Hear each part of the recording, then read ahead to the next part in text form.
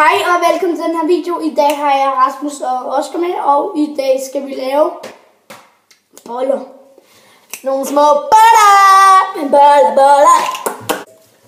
Det første man starter med, det er en skål. En lille skål.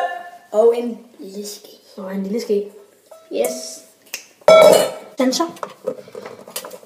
Der kom lige lidt mælk dernede i. Der kom lige lidt. Så skal vi putte det i. Og igen lidt mælk. Det er meget let. Så skal vi have bagepulver. Og sukker i. Og der er lidt. Aldrig spise bagepulver, har jeg hørt. Og det er altid saftigt med en smule sukker med i dejen.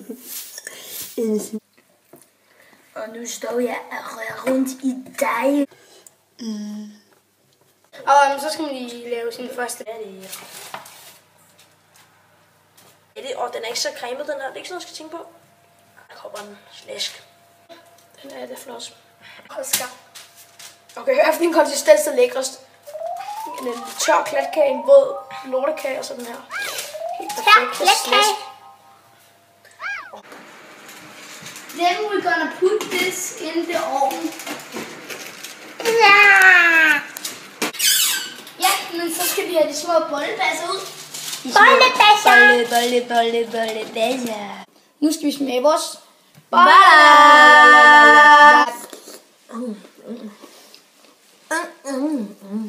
De er meget gode. Har meget saftig lille mund. Men hvis I også vil lave de her boller, så bare tjek den. Bare se videoen om. Meget nemt. Og så kan I bare lave det samme, som jeg gør. Se!